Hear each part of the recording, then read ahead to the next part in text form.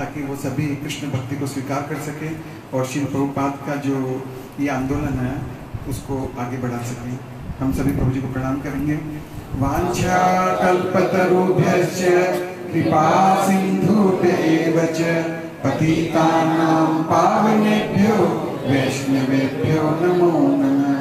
प्रभु जी का वेलकम हम हरे कृष्ण महामंत्र से करेंगे। हरे कृष्णा कृष्णा कृष्णा हरे हरे, हरे राम राम राम हरे हरे। हरे कृष्णा हरे गोविंद। धन्यवाद। गुरवे गौरचंद्राय राधिकाय तदालये कृष्णाय कृष्ण भक्ताय तद्भक्ताय नमो नमः। ओम नमो भगवते वासुदेवाय। ओम नमो भगवते वासुदेवाय। ओम नमो भगवते वासुदेवाय। ओम नमो भगवते वासुदेवाय। ओम नमो भगवते वासुदेवाय। ओम नमो भगवते वासुदेवाय। नारायणं नमस्कृत्यं नरं चैव नरोत्तमं देवीं सरस्वतीं व्यासं ततो जयमुदीरये। नष्टप्रायेषु भद्रेषु नित्यं भागवत सेवया भगवती उत्तम श्लोके भक्तिर्भवति नैष्टिकी। कृष्णाय वासुदेवाय देवकी नंदनाय च नंद गोपकुमाराय गोविंदाय नमो नमः। जय श्री कृष्ण चैतन्य प्रभु नित्यानंद श्री अद्वैत गदाधर शिवासादि गौर भक्त वृंद। हरे कृष्णा कृष्णा कृष्णा हरे हरे हरे राम राम राम हरे हरे। श्रीमान गोपिका मोहन प्रभु जी और मंजरी सुंदरी माता जी के निवास स्थान पे आज प्रातः सत्संग में आप सबका हार्दिक स्वागत है। श्रीमद् भागवत महापुराण के अंदर 10 विषय हैं। भगवत गीता में 5 विषय हैं। भगवत गीता में पहला विषय है मैं कौन हूँ, दूसरा विषय है मैं किसका हूँ, तीसरा विषय है कि मैं संसार में बंधा हुआ क्यों हूँ, चौथा विषय है कब से है, और पांचवा है कैसे छूटूंगा। ये 5 विषय भगवत गीता में है। मैं कौन हूँ इसका उत्तर है मैं आत्मा हूँ। मैं किसका हूँ इसका उत्तर है कि मैं भगवान श्री कृष्ण का अंश हूँ। मुझको किसने बांध के रखा है, प्रकृति ने बांध के रखा है 3 गुणों से। कब से, काल। कैसे छूटूंगा, जब अपना कर्म बदलूंगा। इन 5 विषयों में से 4 विषय ऐसे हैं जो हम बदल नहीं सकते, वो नित्य हैं। न आत्मा को बदल सकते न परमात्मा को बदल सकते। न काल के ऊपर हमारा बस चलता है, न प्रकृति हमारे अधीन है, केवल कर्म हमारे हाथ में है। इसलिए भगवत गीता में भगवान ने कहा कर्मण एव अधिकारस्ते, आपको सिर्फ कर्म करने का अधिकार है। भागवत में 10 विषय हैं।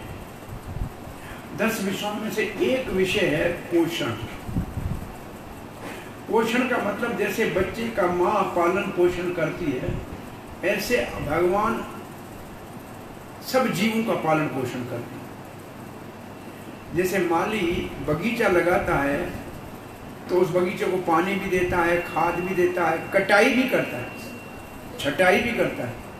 ऐसे भगवान का ये संसार एक सुंदर बगीचा है जिसका भगवान पोषण करते हैं, रक्षण करते हैं, कहीं कटाई करते हैं, कहीं छटाई करते हैं। किसी को जिला के सुख करते हैं, किसी को मार के भी सुख करते हैं। काटता है ना मालिक तो कोई डाली काटनी भी पड़ती है क्योंकि बगीचे को सुंदर बनाना है। तो ये सारे कार्य भगवान अपने ओर से करते हैं। तो भगवान जो पोषण करते हैं इसका मुख्य रूप से 6ठे स्कंद भागवत में वर्णन है। और पोषण करते हैं भगवान, सबसे ज्यादा शक्तिशाली भगवान के पोषण का जो साधन है वो है नाम। भगवत नाम से भगवान कैसे पोषण करते हैं, रक्षण करते हैं, इसमें अजामिल का प्रसंग आता है। अजामिल कैसे अपने बेटे के नाम नारायण के उच्चारण करने से जमदूतों से बच गया, तो भगवान अपने नाम से कैसे पोषण करते हैं। और इसके बाद भगवान अपने रूप से पोषण करते हैं। वो दक्ष प्रजापति जिसको बकरे का सर मिल गया था, उसको लज्जा आ रही थी, वो अग्नि समन स्थान पे जाकर तपस्या किया, भगवान का दर्शन किया, तो उसका वो बकरे का सर छूट गया। पुनः वो दक्ष प्रचेताओं के पुत्र के रूप में प्रकट हुए। फिर नाद से भगवान कैसे रक्षा करते हैं, तब यहाँ नारायण कवच का वर्णन आता है। नारायण कवच कैसे भगवान ने दिया इंद्र को और उसके द्वारा इंद्र सुरक्षित रहा। तो ऐसे कई प्रकार से भगवान अपने भक्तों का पोषण करते हैं।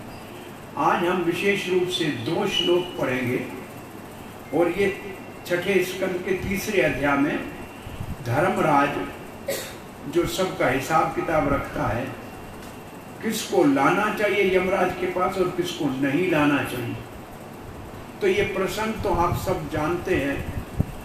अगस्त ऋषि गंगा जल हाथ में लेके ठाकुर जी के सामने कहते हैं कि ये इतिहास में कन्या कुब्ज का आपको सुना रहा हूँ, जहाँ अजामेल नाम का एक ब्राह्मण नवयुवक था। अजामेल का अर्थ क्या है? अजा कहते हैं माया को, मेल का मतलब जो माया से मिल जाए। जिसने माया का मेल कर लिया वो संसार के पतन के रास्ते में जाएगा। तो अजामेल ब्राह्मण का पुत्र था, ब्राह्मणी उसकी पत्नी थी, परिवार था, घर में नारायण की पूजा होती थी, सालग्राम शिला थी।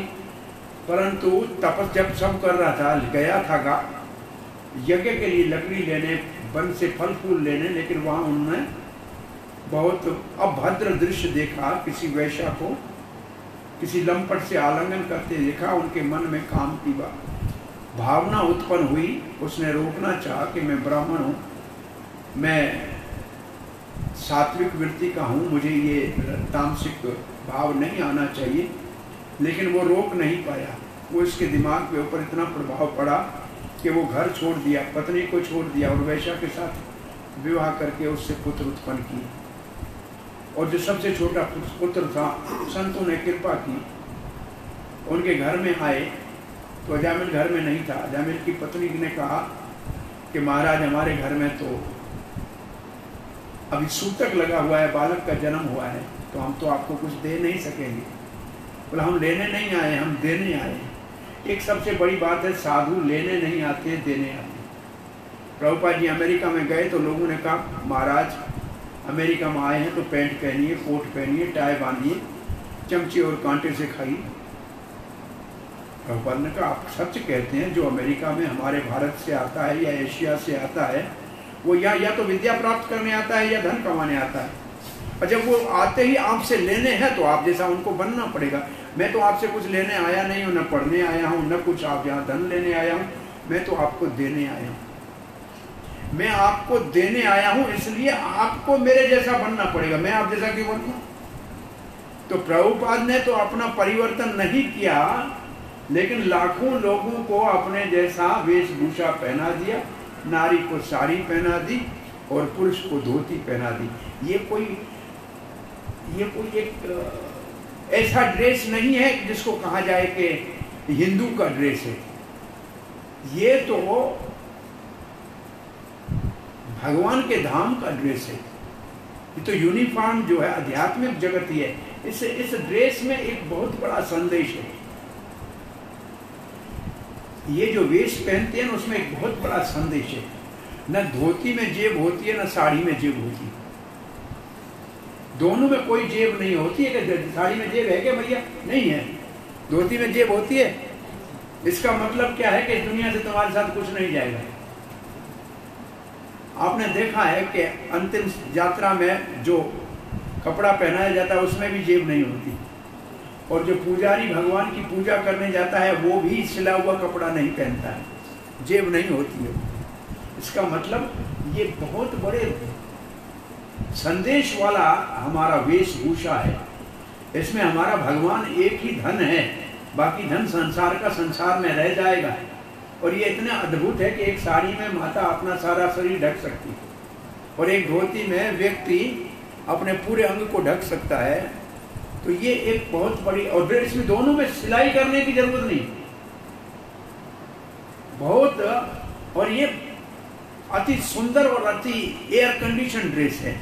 कभी हमारे को कोई साल 2 साल में किसी ऐसे देश में जाना पड़ता है, थोड़ी देर के लिए पजामा पैंट पहनना पड़ता है। हम लगते हैं कि हम कौन सी मुसीबत में आ गए, कहाँ चक्कर में पड़ गए। 2 घंटे के लिए, ज़्यादा से ज़्यादा 2 घंटे या 3 घंटे जितने जहाज में होते हैं उतना सब, या उतरते समय प्रायः मैं ये करता हूँ कि ऊपर से धोती तो नीचे पहनी होती है, उसके ऊपर से पजामा रख देता हूँ अपने साथ बैग में, और जब उतरना होता है तब जाके उसको ऊपर थोड़ा बांध देता हूँ, और बाहर निकलता हूँ, जैसे गाड़ी में बैठता हूँ उतार के फिर फेंक देता हूँ। इतनी देर के लिए भी परेशानी होती है। अरे ये उल्टा पहनना है। देखो जरा, अब देखो हम धोती पहनते तो ऊपर से पहनते हैं, ये पजामा पहना नीचे से पहनना है। उल्टा है बिल्कुल, ये काम ही सारा उल्टा है। ये पैंट ये सारा काम ही उल्टा है, पहले से ही उल्टा है। सो ब्राह्मण साधुओं ने कहा कि सूतक तो नहीं, तुम्हारे घर में ग्रहण लगा हुआ है, हम कुछ लेने नहीं आए हैं, हम देने आए हैं। एक काम करना, जो बालक का जन्म होना इसका नाम नारायण रख देना। वो महात्माओं ने सोचा कि वैद्य लोग जब कड़वी दवाई देते हैं ना, तो कड़वी दवाई खिलाने के लिए कहते हैं कि इसको मधु से ले लेना, शहद से ले लेना। क्यों? कड़वी दवाई मीठे के साथ लेना आसान रहती है। तो ये राम नाम बहुत कड़वा है, इसको पुत्र मोह की मधु में डाल के दे दिया। अभी बेटे का नाम है तो सारा दिन लेता रहेगा ना, वैसे माला दे के कहो नारायण जपो तो नहीं जपेगा वो। ये बहुत बड़ी कला निकाली संतों ने कि पुत्र मोह के मधु में मिलाकर और नारायण का नाम उसको कहा बच्ची का रखना। बोले ठीक है रख देंगे महाराज। महाराज चले गए। अब बच्चा जब हुआ जजा में उसको सुबह से शाम तक नारायण इधर आओ, नारायण मेरी गोद में आओ, नारायण पानी लाओ, नारायण चप्पल लाओ। इतना नारायण जप करने लगा, इतना आप माला नहीं जपते इतना उसका नारायण का जप रोज होने लगा। और अंत समय उसका आया, तब 3 यमदूत उसके सामने आके खड़े हो गए, यमफास उसके गले में डाल दिया। वो डर के मारे सामने खड़ा था उसका बेटा नारायण। उसने कहा मेरे को तो लेके जा रहे हैं, मेरे बेटे को न पकड़ रहे। बोला नारायण, जोर से बोल दिया। और इतना नारायण कहना, और 4 विष्णु दूत वहां प्रकट हो गए, और यमदूतों को कहा तुम इसको छोड़ दो, मत ले जाओ, इसके ऊपर तुम्हारा अधिकार नहीं। तुम जानते हो धर्म क्या है? बोला धर्म तो वेद में है, पाप करने वाला, इसने इतने पाप किए हैं, ब्राह्मण होके वैश्या के गमन किया है, और ये चोर है, डाकू है, सब इसने अपराध किए हैं। इसको तो बोला आपको ये मालूम है, एक बार नारायण का नाम लेने वालों के सारे जन्म जन्मांतर के पाप भस्म हो जाते हैं। जैसे 1000 टन रुई का हो, एक दिया सिलाई जला के खत्म कर देती है। तो इसने नारायण का नाम, बोला नारायण इसने अपने बेटे का नाम लिया था, भगवान का नाम थोड़ी लिया। यमदूत ने कहा नारायण नाम तो वैकुंठनाथ का है, किसी के बच्चे का नाम नारायण नहीं हो सकता है। नारायण किसी डिक्शनरी का शब्द नहीं है, नारायण तो ब्रह्म शब्द है।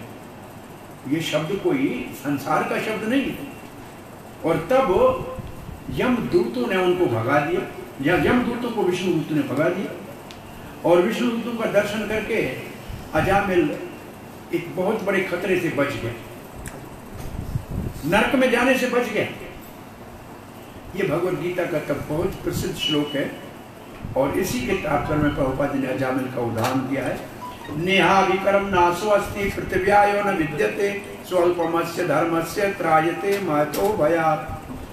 आप भागवत धर्म का, भगवान के नाम का उच्चारण थोड़ा सा भी कर लो, जाने अनजाने में कर लो, बड़े से बड़े खतरे से आपको बचा देगा, बड़े से बड़े खतरे से बचा देगा। अजामिल को यमदूतों के फांस से बचा दिया, केवल नारायण का नाम, वो भी नाम भगवान का समझकर नहीं, बेटे का समझकर ले लिया। ये नाम आभास का इतना प्रभाव हुआ। यमदूत जाके अपना फांस फेंका, जम फांस फेंक के यमराज को कहते हैं हमको दोबारा नहीं आपका काम नौकरी करनी, हम जिसको पकड़ने जाते थे हमें चलाते थे, ये कौन सा ऐसे चार हाथ वाले उधर आ गए और हमको वहां से भगा दिया, अच्छा हुआ मारा नहीं हमको। यमराज नाचने लगा, बोला आपको विष्णु दूतों का दर्शन हो गया, वैष्णु का दर्शन हो गया, अरे आप तो नरक में रहने वाले, यमलोक में रहने वाले, आपको वैष्णु का दर्शन हो गया, अब बड़े भाग्यशाली हो।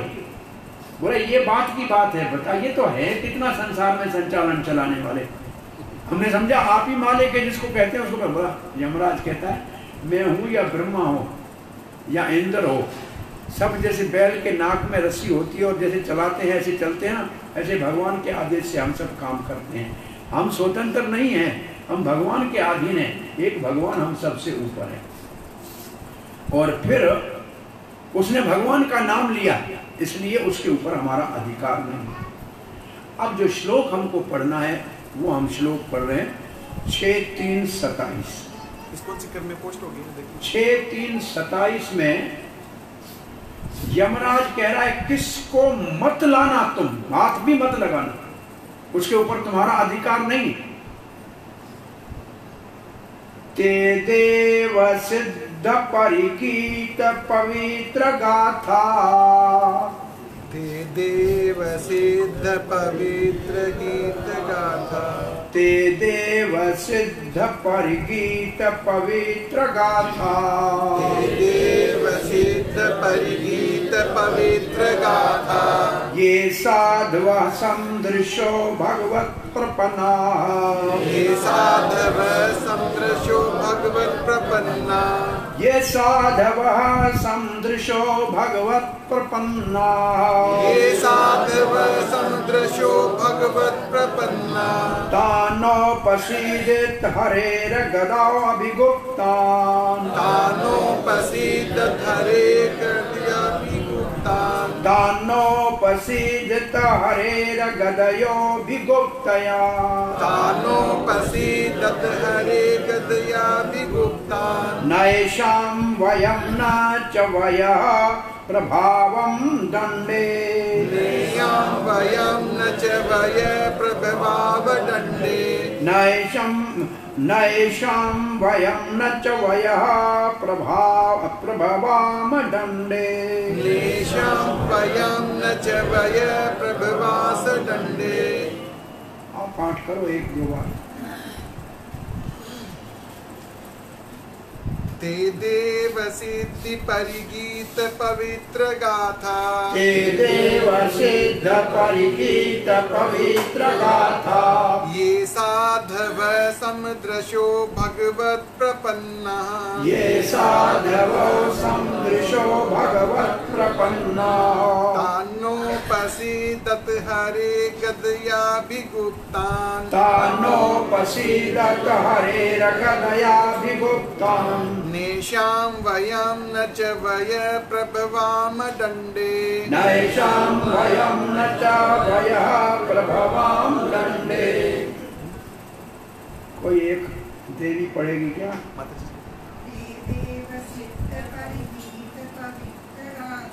ते देव सिद्ध परिगीत पवित्र गाथा, ये साधवो सन्दृशो भगवत् प्रपन्ना, तानोपसीदत उपसीदत हरेर्गदयो विगुप्ताम् नैषां वयं न च वय प्रभवाम दंडे। एक और श्लोक भी दूसरा पढ़ लेते हैं, फिर दोनों का साथ में कथा कौन सा करते श्लोक हैं। है? 28 उसके बाद बात कर। तानानि ध्वम् असतो विमुखान् मुकंदा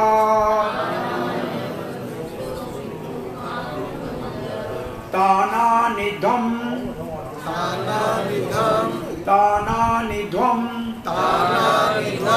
असतो विमुक्त मुकंदा विमुखान् मुकंदा तानानि ध्वम् असतो विमुखान् मुकंदा पादारविंद मकरंद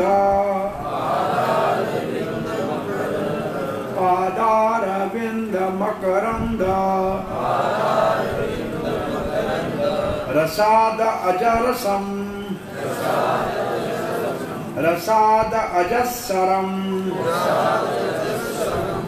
निष्किंचनैः परमहंस कुलैः असंगे जुष्टादग्रहे निर्यवर्तमनि बदतृष्णा। सो अब हम इन दो श्लोकों का आज रस आस्वादन करेंगे। यमराज कहते हैं तान न उपसीदत, उनके नजदीक मत जाना। तान उनके, न उपसीदत, उप का मतलब पास में जाना, उनके पास मत जाना। किसके पास मत जाना और क्यों मत जाना? किसके पास मत जाना? ये साधव जो साधु है, तो साधु के लक्षण कौन से हैं? समदृश्य, जो सबके साथ एक जैसा व्यवहार करते हैं। अब समदृश्य का मतलब एक होता है समदृष्टि, एक होता है समवर्तन। समदृष्टि दूसरी बात है। भाई कुत्ते में भी परमात्मा को देखो, हाथी में भी परमात्मा को देखो, गाय में भी परमात्मा को देखो, चंडाल में भी परमात्मा को देखो, ये समदृष्टि। लेकिन समवृत्ति का इसका मतलब नहीं है कि कुत्ते को घर में लाके साथ में बिठाओ। इसका अर्थ ये नहीं निकालना कि कुत्ता भी हमारे साथ पलंग के ऊपर बैठेगा, और घर बहुत से घरों में कुत्ते ही बैठे हैं आजकल। गाय तो गई, कुत्ते आ गए। सो समवर्तन और समदर्शन में अंतर है। श्रील प्रभुपाद जी इंदौर में प्रवचन करने गए थे गीता भवन में, तो बहुत कठोर बोले कि गीता के नाम में, गीता का प्रचार करते हो, कृष्ण का नाम लेने में तुम्हें शर्म क्यों आती है? अरे गीता बोलने वाला कृष्ण, उसका किसी ने एक ने भी नाम नहीं लिया। और ऐसे ही अपना गीता के ऊपर जो है रोटियां सेक रहे। तो एक भद्र सभ्य व्यक्ति प्रभुपाद जी के पास आया, कहा महाराज आप साधु है, आपको समदर्शन होना चाहिए, आपने इतनी आलोचना करी इन लोगों की। बोला मैं तो समदर्शी हूँ। बोला ये समदर्शी है तो फिर इतने लोगों के ऊपर आपने आलोचना क्यों? प्रभुपाद ने कहा मेरी समदृष्टि ये है कि मैंने भगवत गीता का संदेश बिना भेदभाव के काले को गोरे को दिया है। मैंने देशी विदेशी सबको भगवान का संदेश दिया है। मेरी समदृष्टि ये है। तो साधु समदृष्टि किस रूप से है? सबको भगवान का संदेश बिना भेदभाव के देता है। ये कौन अधिकारी है कौन नहीं अधिकारी है नहीं जानता। गली में जब हरे कृष्णा मंत्र जापते जाते हैं तो ये नहीं देखते हैं कि सुनने वाला अधिकारी है कि नहीं अधिकारी है, सबके कान में तो जाएगा कि नहीं जाएगा। ऐसे हमने आंखों से देखा है समदृष्टि। भारतीय किसी को कहो कि पुस्तक वितरण करने जाओ तो देखिएगा दुकान के ऊपर नाम अगर मुसलमान का लिखा है तो नहीं जाएगा। अब देख ले नहीं जाएगा। ईसाई का लिखा है तो नहीं जाएगा। लेकिन रशियन को किताब दे के भेजो वितरण करने, वो सब दुकान पे जाएगा। वो पुलिस वाले को भी देगा, आप पुलिस वाले के पास भी नहीं जाएंगे, वो पुलिस वाले के सर के ऊपर खड़े हो किताब ले लो। वो इसको कहते हैं समदृष्टि। अभी तक हमारे अंदर भेदभाव है कि इसको देना है इसको नहीं देना है। लेकिन प्रभुपाद जी ने इस भेदभाव को नहीं देखा, सबको समान भाव से अवसर दिया भगवान की भक्ति करने। ये है समदृष्टि की परिभाषा। साधवो समदृष्टा भगवत परपना। भगवत परपना, परपना शब्द का अर्थ क्या है? ये परपना शब्द आपने भगवत गीता में बताओ कहाँ है, किसी को याद आता है? बहुत प्रसिद्ध श्लोक है, दूसरे अध्याय का 7वां श्लोक है। कार्पण्य दोष उपहत स्वभाव पृच्छामि त्वं धर्म समूढ़ चेता यत् श्रेयः सुनिश्चितं ब्रवीतं मे शिष्यस्तेऽहं साधिमां त्वां परपना। परपना में ना, परपना का क्या अर्थ है? दो अर्थ है संस्कृत में, एक है परपना, एक है शरणागत। शरणागत भगवत गीता में आता है, सर्वधर्मान् परित्यज्य माम् एकम शरणं। तो शरणम और परपना में क्या अर्थ है? दोनों का अर्थ है भगवान का शरण लेना। परपना का अर्थ है पांव पकड़ना। जब कोई आदमी किसी के पांव पकड़ता है, इसका मतलब कहता है मैं तुम्हारे अधीन हूं, मैं तुम्हारे पांव पकड़ता हूं। परपना का मतलब पांव के पंजे से ऊपर के हिस्से को पकड़ना, इसको कहते हैं परपना। और शरणागत का मतलब है भगवान के तलवे के नीचे अपने आप को डालना। दोनों में इतना अंतर है। रामानुज संप्रदाय में एक संस्कृत के आधार के ऊपर पूजा करते हैं और एक तमिल के आधार पे पूजा करते हैं। तो जो उनके अंदर दो इन शब्दों की परिभाषा क्या है? बोला परपने का मतलब है जैसे बंदरिया का बच्चा बंदरिया को पकड़ता है। आपने देखा है बंदरिया का बच्चा बंदरिया को जोर से पकड़ के रखता है। बंदरिया नहीं पकड़ती है, जोर से पकड़ के रखता है। तो इसका मतलब बच्चा अपनी शक्ति से माँ को पकड़ के बैठा है, माँ ने नहीं पकड़ा। और जो छलांग लगाए तो गिरता नहीं है, लेकिन अपनी मर्जी से छोड़ के जा तो सकता है ना। कहीं देखेगा कहीं आम पड़ा है तो खाने चला जाएगा, अमरूद पड़ा है तो खाने चला जाएगा। तो परपना में भक्त अपने पूरे शक्ति से भगवान को पकड़ने का प्रयास करता है। बोला शरणागति का उदाहरण क्या है? बोला बिल्ली का बच्चा बिल्ली उठा के एक घर से दूसरे घर में ले जाती है। इसमें बच्चा कुछ नहीं करता है, सारी शक्ति बिल्ली की है, और बिल्ली उठा के ले जाती है। और बिल्ली जब उसको उठा के ले जाती है, बच्चा बड़ा आनंद से बैठा होता है, एक घर से दूसरे घर ले जाती है। ये है शरणागति। इसका मतलब हमने अपने आप को भगवान के सामने अपने आप को डाल दिया। अब जैसे भगवान उठाए बिठाए खिलाए तो भगवान की जैसी इच्छा। तो ये है रामानुज संप्रदाय के दो परिभाषा, परपना का और शरणागति का। गौड़ीय वैष्णव कहते हैं कि न अकेले भक्त के प्रयास से भगवान मिलेगा और न ही केवल भगवान की कृपा के ऊपर बैठा रहे और अपने आप कुछ भी नहीं करे। तो इन दोनों की आवश्यकता है। तो उसके लिए उदाहरण ये देते हैं, कोई व्यक्ति अगर कुएं में गिर जाए तो उसको चिल्लाना चाहिए भाई मुझे बाहर निकाल। और फिर कोई ऊपर से रस्सी डाले तो उसको पकड़ना चाहिए। ऊपर वाला खींचेगा तो कुछ अपना भी प्रयास करना चाहिए ना। तो असल में हमारे पास गौड़ीय वैष्णव में हमें अपना प्रयास करना है और भगवान के हमें इतना प्रयास करना है कि हमारे अलावा और कोई ये काम करेगा नहीं, और भगवान के ऊपर इतना विश्वास करना है कि भगवान की कृपा के बगैर ये कभी होगा नहीं। दोनों के ऊपर। और ये दामोदर लीला में सिद्ध होता है कि माँ यशोदा कृष्ण को बांध नहीं पाई ऊपर से, 2 उंगल छोटा है। रस्सी के ऊपर रस्सी जोड़ने के बाद ही 2 अंगल छोटा हो गया। तो उस छोटा इसलिए रह गया, पहला अंगल भक्त का प्रयास। भक्त अपने भक्ति में इतनी साधना करे कि मैं पसीना पसीना हो जाऊं, बाल बिखर जाएं, श्रृंगार खराब हो जाए, लेकिन मुझे कृष्ण को बांधना है अपने हृदय में प्रेम की रस्सी से। इतना जब भक्त का प्रयास होगा तो फिर भगवान की कृपा भगवान के हृदय में होगी। तो दूसरा उंगल भगवान की कृपा है। ये दोनों जब इकट्ठे होंगे तब भगवान की प्राप्ति होना संभव है। तो यहाँ परपना लिखा है, इसका अर्थ भी शरणागत है, जो इसने भगवान का शरण लिया है, लेकिन अपने प्रयास से, सिर्फ अपना प्रयास है इसमें। और फिर लिखा है, बोला उनकी क्या महिमा है, कैसे पता लगे कि उन्होंने भगवान का शरण लिया है, कैसे पता लगे कि ये समदृष्टि है, कैसे पता लगे कि ये साधु है। तो कहते हैं इसके लिए कुछ नहीं करो, ते देव सिद्ध परिगाता पवित्र गाथा। अरे ऐसे महात्मा की पवित्र कथा देवता और सिद्ध भी गाते हैं। इसका मतलब वो पूजनीय होते हैं देवताओं के लिए भी, और जो सिद्ध है, चारण है, गंधर्व है, ये हमसे ऊपर के लोगों के हैं, वो भी ऐसे साधुओं की महिमा गाते हैं। तो ऐसे साधुओं की गाथा देव सिद्ध परिगीत पवित्र गाथा न उपसीदंत।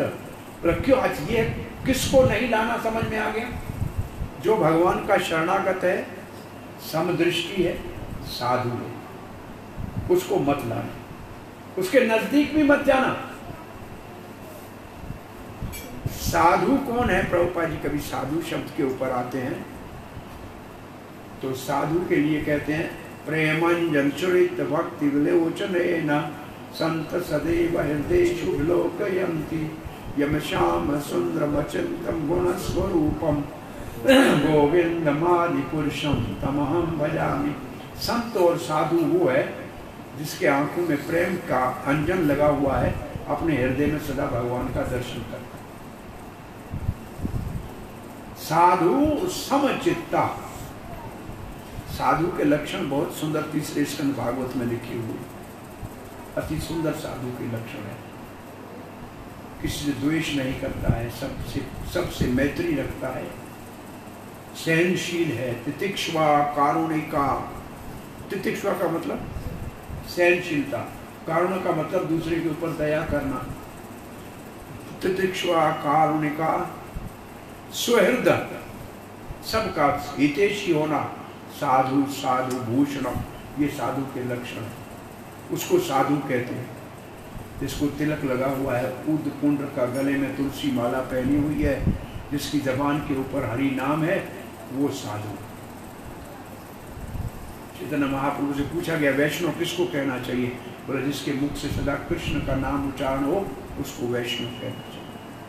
और पद्म पुराण कहती है कि वैष्णव वो है जो विष्णु का भक्त है, और जो उसके विपरीत है वो असुर है।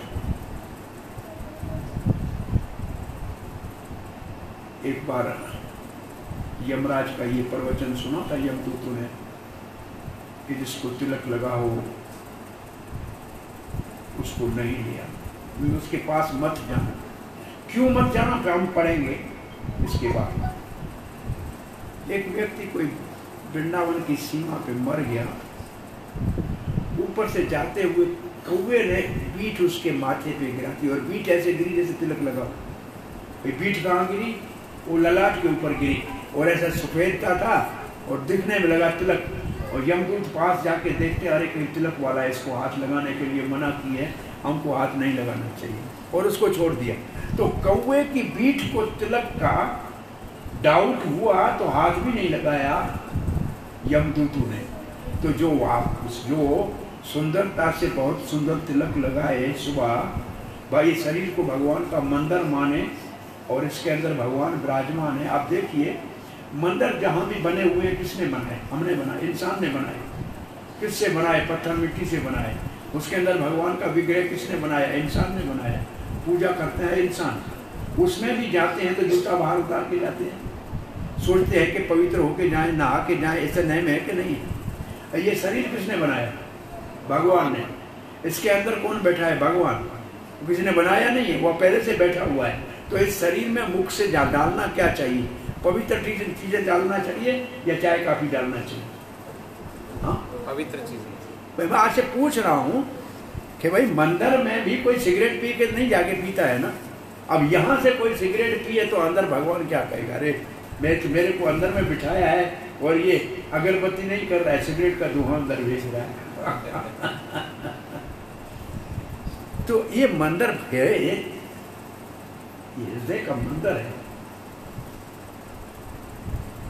ये तिलक, ये भगवान के चरण है। ये शिखर की शिखा है, ये शिखर है मंदिर का। तो क्यों नहीं लाना उसके पास? क्यों मत जाना? तब कहते हैं गदया अभिगुप्तया, हरेर गदया अभिगुप्त। हरि की गदा से रक्षित है। हरि की गदा उनकी रक्षा करती है। गुप्तांग का मतलब रक्षा करना। जैसे गुप्तांग का मतलब रक्षा करना। हरि की गदा उनकी रक्षा करती है। जब हरि की गदा उनकी रक्षा करती है, ये शब्द पढ़ना चाहिए। तब परीक्षित महाराज अभी मां उत्तरा के गर्भ में था और ब्रह्म अस्त्र अश्वत्थामा का उसको जलाने आ रहा था, तब भगवान ने गदा से उसकी रक्षा की। वहां लिखा है भगवान ने गदा को इतनी तेजी से चलाया कि ब्रह्म अस्त्र परीक्षित का बाल भी बांका न कर सका। तो भगवान अपने भक्तों की जो शरणागत साधु समदर्शन है, जिसकी गाथा देव और सिद्ध गाते हैं, उनके पास मत जाना, क्योंकि भगवान उनकी रक्षा करते हैं अपनी गदा से। श्रील प्रभुपाद ने तात्पर्य में लिखा है भगवान के हाथ में सुदर्शन चक्र गदा भक्तों की रक्षा के लिए, और भगवान के पास कमल और शंख है, ये भक्तों की विजय की घोषणा करने के लिए। सदा ही कमल की तरह भक्त खिले रहेंगे और सदा ही शंख नाद भक्तों की विजय का घोषणा करता रहेगा। सो दो भक्तों के लिए है, दो असुरों के लिए है। दो भक्तों की रक्षा के लिए है और दो भक्तों के पोषण के लिए है। प्रभुपाद ने दो का लिखा है इस तात्पर्य में कि भगवान का चक्र और भगवान की गदा भगवतों के रक्षण के लिए है। और फिर लिखा है नैषाम वय, न तो उनके ऊपर हमारा अधिकार है, वय का मतलब हमारा है, न च वय, और न ब्रह्मा आदि किसी का अधिकार है। प्रभवाम दंडे, हमारे अंदर न मैं यमराज, न ब्रह्मा, न कोई और देवता उनको दंड देने का अधिकारी है। वो हमारी जुरिडिक्शन में नहीं आते हैं, उनके पास हमको नहीं जाना चाहिए। प्रभुपाद ने शब्द लिखा है न येषाम, ये वय हमारे द्वारा, वय समय काल के द्वारा, वय काल को कहते हैं। प्रभवाम, बहुत शक्तिशाली है काल। मैं भी काल यमराज हूं, काल हूं संसार के लिए, मैं भी शक्तिशाली हूं, लेकिन ये हमारे द्वारा दंडनीय नहीं है। तो भक्त अपराध करे तो, भाई भक्त भी अपराध करे तो कौन दंड देगा? यमराज कहता है मैं तो नहीं दे सकता, काल भी नहीं दे सकता। ब्रह्मा, प्रभुपाद ने नीचे ब्रह्मा जी का नाम लिखा है, इसलिए ब्रह्मा में या काल भी उनको दंड देने में समर्थ नहीं। प्रभुपाद ने ब्रह्मा का नाम भी लिखा है, क्योंकि ब्रह्मा सृष्टि करता है। किसी जूनी में डालना है ये ब्रह्मा का काम है, तो नीच जूनी में ब्रह्मा डालता है, वो भी उसको नहीं डाल सकता है। तो अब हमने आपसे एक प्रश्न पूछा कि अगर अपराध करे कोई भक्त तो दंड कौन देगा? यमराज तो देगा नहीं, यमदूत तो आएंगे नहीं। इसलिए जैसे कोई वृंदावन में रह रहा है, वृंदावन के अंदर यमराज नहीं आ सकता है, लेकिन वहां भी लोग तो अपराध कर ही रहे हैं, तो उनका क्या होगा? तब एक उदाहरण देते हैं।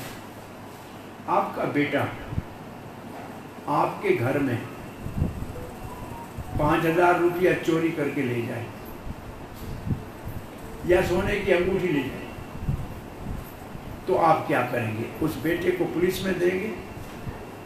अपने बेटे को कोई पुलिस में देता है क्या? घर से चोरी करता है, क्या करता है? 2 थप्पड़ स्वयं मारता है और उसके ऊपर सख्ती करता है, लेकिन पुलिस को तो नहीं देगा ना।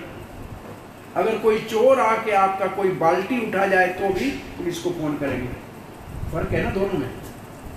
तो ऐसे जो अपराध भक्त से होता है उसको दंडित भगवान ही करते हैं, उसके ऊपर यमराज का अधिकार नहीं। ऐसा नहीं है भगवान उसको दंडित नहीं करते हैं।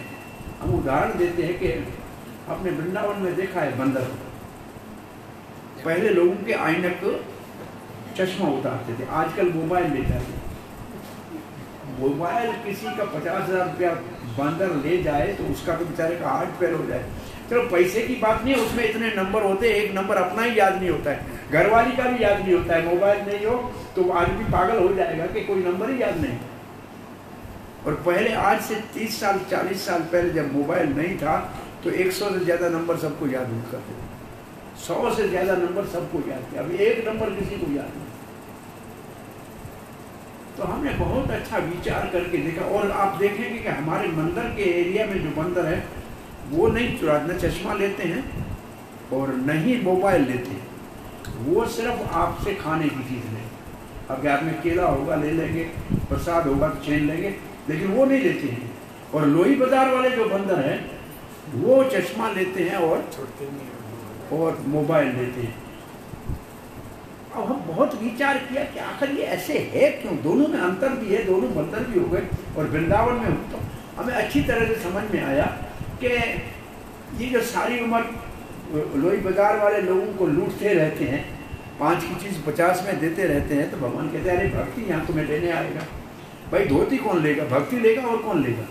अरे भक्त का ही तुम गला काटोगे तो जो मेरी भक्ति कर रहा है तो बंदर बन जा।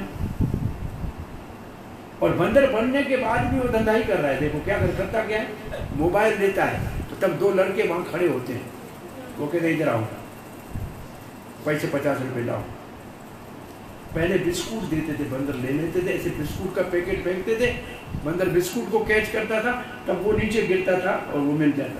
अब बिस्कुट नहीं खाते, अब फ्रूटी, अब फ्रूटी ऊपर भेजो, वो फ्रूटी पिएगा, एक पिएगा, एक में मोबाइल आपको दिखाएगा, एक और अभी भी धंधा कर रहा, अभी भी धंधा कर रहा है। और हमारे भक्त जो है वो क्या है, बड़ा कोई फीस प्रसाद का होता है ना, तो रसगुल्ले, गुलाब जामुन, पनीर सब्जी ये छुपा के रखते हैं, बाकी सबको खिला देते हैं लेकिन अपने लिए छुपा के रखते हैं। भगवान के सारे भक्तों से पहले भक्तों को खिला के फिर खाओ ना। बंदर बन के आते हैं, अभी भी प्रसाद ही छीन रहे हैं, क्योंकि प्रसाद छीनने का उनका जीवन भर का तजर्बा है। तो भगवान ने कहा यही काम करना है, तो उधर ही दंड देके एक जन्म उसका ऐसी जोनी में जाएगा और उसके बाद भगवान उसको फिर अपने पास बुला ले। तो जो पाप भक्त करेगा तो उसको भगवान दंडित करेगा, वो यमराज के पास नहीं जाएगा। अब दूसरा श्लोक हम पढ़ते हैं जो हमने पढ़ा है, और इस श्लोक का भाव देखिए क्या है। तान आने ध्वम, उनको पकड़ के लाना, असतो, सत्य कहते हैं भक्तों को, सताम भक्तों को कहते हैं, असत कहते हैं अभक्तों को। अभक्तों को पकड़ के लाना, बोला अभक्त की परिभाषा क्या है? विमुक्त मुकंद पदार विंद मकरंद। अभक्त कौन है? जो मुक्ति दाता मुकंद के चरण कमलों के रस का आस्वादन करना नहीं जानते। तो ये भागवत क्या है? रसमाल्यम। किसका रस है? मुकंद चरण का रस है। श्रीमद् भागवत रसमालयम, ये रस है, ये मुकंद पदार विंद मकरंद रस है। जो इसको नहीं पीते हैं और अजसरम, अजसरम का मतलब जो निरंतर नित्य नेम से गीता भागवत का पाठ नहीं करते, हरिनाम अमृत नहीं पीते, कथा का अमृत, कथा को न यत्र वैकुंठ कथा सुधा अपगा, ये देवता कहते हैं जहां भगवान वैकुंठ हरि गोविंद नारायण की कथा के अमृत की नदियां नहीं बहती, सरिताएं नहीं बहती हैं। न यत्र साधवो, जहां भगवान के भक्त साधु उसके किनारे में बैठ के उसका रसास्वादन नहीं करते। न यत्र मखा यज्ञ उत्सवा, जहां हरि कीर्तन नहीं होता, जहां हरि जन्माष्टमी आदि नहीं मनाई जाती। सुरापि लोकम न सेव्येत, वो अगर स्वर्ग भी हो तो हमको नहीं चाहिए। इसका मतलब स्वर्ग से महान है हरि कथा, हरि भक्तों का संग और हरि कीर्तन।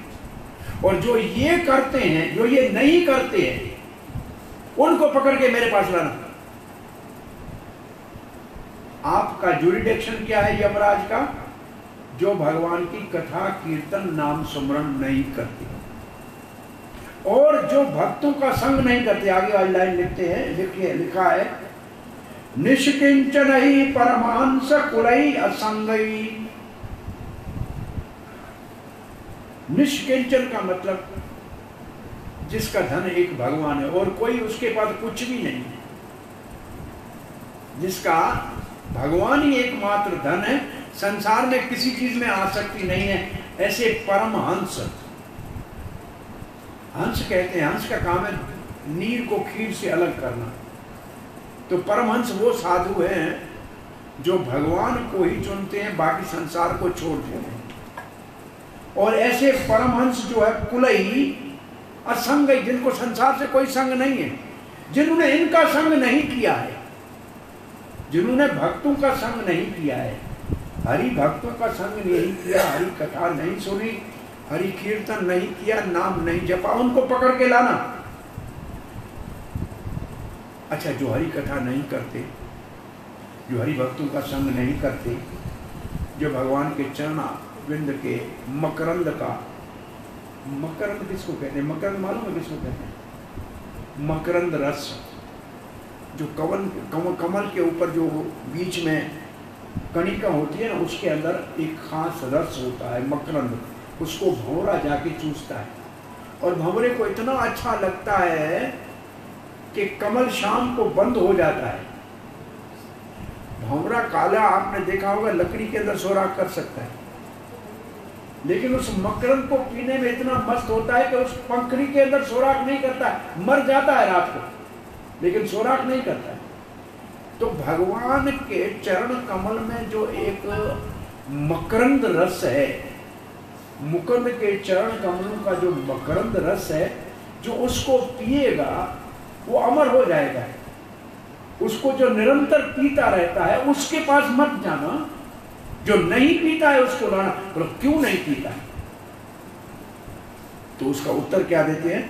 जुष्टाद गृहे निरये वर्तमनि बद्ध तृष्णा। वो तृष्णा से बधा हुआ है। ये तृष्णा क्या है? मन मरे ममता मरे, मरमर जाए शरीर, आशा तृष्णा न मरे, कह गया दास कबीर। तृष्णा, तृष्णा का मतलब है कुछ भौतिक चीज प्राप्त करने की तीव्र लालसा, उससे बंधा हुआ बद्ध तृष्णा। ये मिल जाए, ये मिल जाए, ये मिल जाए दुनिया में। और किसके लिए मिल जाए? ग्रहे, मेरे घर के लिए मिल जाए, मेरे घर के लिए मिल जाए। बोला ऐसे जो हैं निरीह वर्तमनि, निरीह कहते हैं नरक को, वो नरकगामी हैं, उनको मेरे पास पकड़ के लाना, जो केवल मेरा मेरा करके घर गृहस्थी में ये चाहिए, ये चाहिए, ये चाहिए, और जिसका कोई रुचि नहीं है हरि कथा कीर्तन में, हरि भक्तों के संग में, उनको मेरे पास पकड़ के लाना। सो श्री प्रभुपाद लिखते हैं, परमहंस जो है भगवान के चरण कमलों के मकरंद के रस का रसास्वादन करते हैं, वो मेरे प्रिय भक्त हैं। वो फिर कहते हैं, यमराज कहते हैं मेरे प्रिय भक्तों सेवकों, उनको मेरे पास दंड के लिए ले आना, जो ऐसा मकरंद नहीं पीते, जो ऐसे परमहंसों का संग नहीं करते, और जो केवल गृह मेधी हैं, घर गृहस्थी में फंसे हुए हैं और दुनियावी सुख की तृष्णा रखते हैं, ये तो नरकगामी है, इनको ही पकड़ के लाना।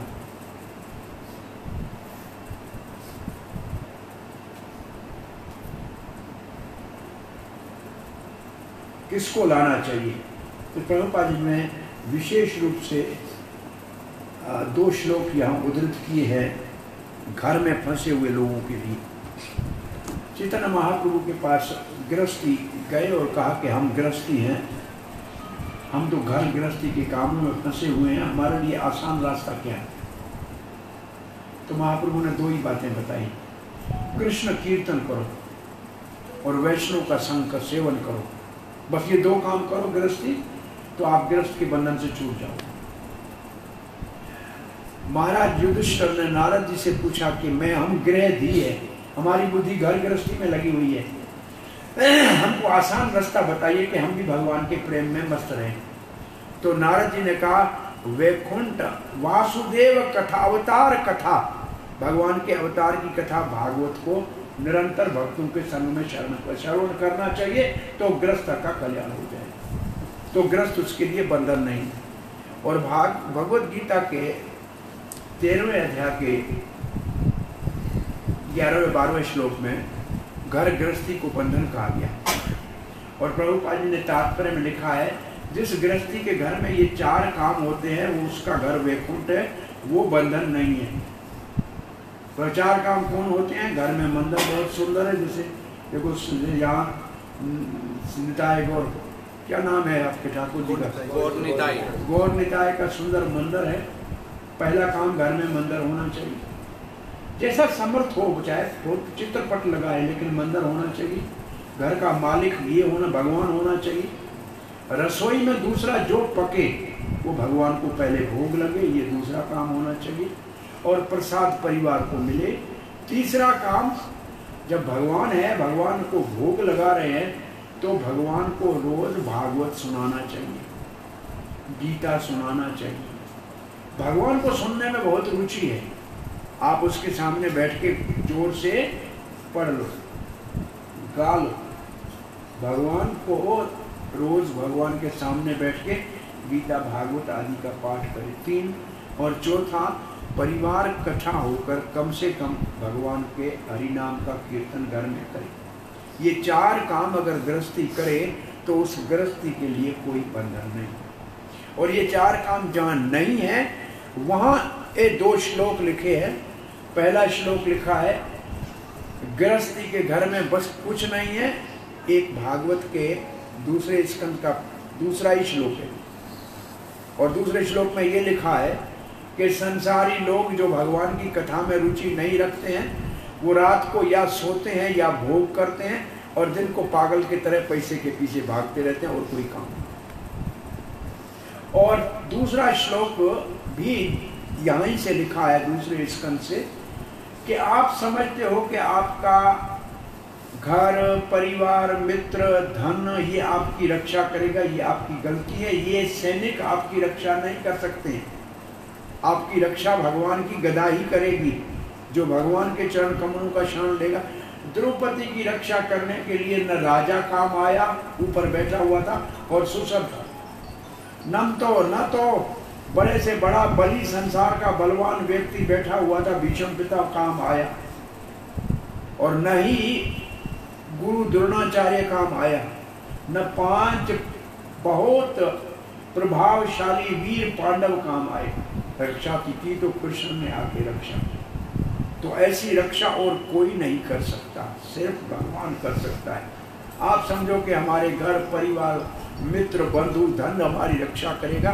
ये कैसे सैन्य, इसमें श्लोक लिखा है, ये सैनिक सदाई हारते हैं, कभी सफल नहीं होते। रक्षा एकमात्र भगवान करने वाला। कहते उस सभा में कृपा आचार्य ने सिर्फ एक उंगली ऊपर उठाई थी। द्रौपदी ने जब देखा तो उसने कहा कि सिर्फ एक भगवान तेरी रक्षा कर सकता है, इस सभा में और कोई नहीं कर सकता। उसने इतना ही संकेत दिया था। ये 2 श्लोक पढ़ने का मुख्य उद्देश्य ये था कि हमको मुकुंद चरणारविंद के मकरंद के रस को भगवान के भक्तों में पान करने का, निरंतर भागवत का श्रवण करना और भगवान के नाम का कीर्तन करना, ये 2 काम करने चाहिए और दूसरों को प्रचार करने चाहिए। तो फिर हमारा तो भगवत धाम जाना निश्चित है, लेकिन बहुत से हजारों लोगों का उद्धार भी हो सकता है। और ये काम करने में जो नहीं कर रहे हैं उनके ऊपर दया करनी चाहिए कि ये बेचारा नर्क में चले जाएंगे, इनको बचाएं कैसे। प्रचार होता है जब हृदय में दया होती है। हृदय में दया करुणा नहीं है तो प्रचार नहीं हो सकता। प्रचार इसलिए नहीं करना है कि मैं बड़ा विद्वान हूँ, मैं बहुत बड़ा अच्छा प्रवचन करके लोगों को प्रभाव कर सकता हूँ, ये प्रचार का, इससे प्रचार नहीं होगा। प्रचार तब होगा जब हृदय में बहुत बड़ी पीड़ा है कि ये बेचारे दुखी है, ये नरक में चले जाएंगे, इसको बचाया कैसे जाए। इसको हाथ जोड़ के प्रभुपाद जी तो कभी बड़े चैम्बर ऑफ कॉमर्स में या ऐसे बड़े व्यक्तियों के पास जाते थे तो हाथ जोड़ के कहते मैं तिनका दांतों के बीच में रख के हाथ जोड़ के आपको प्रार्थना करता हूँ कि भगवान का नाम ले लो, ये एक मेरी प्रार्थना मांग लो। बहुत निम्रता से उनको कहते कि भगवान का नाम ले लो। यही एक काम करना है हमको, अपने को जन्म सार्थक करना है और दूसरों का परोपकार करना है। हरे कृष्ण। किसी को कोई प्रश्न जिज्ञासा है?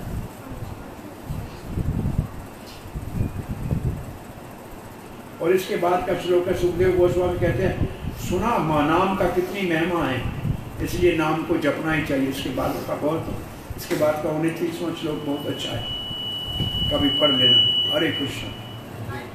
हरे कृष्ण।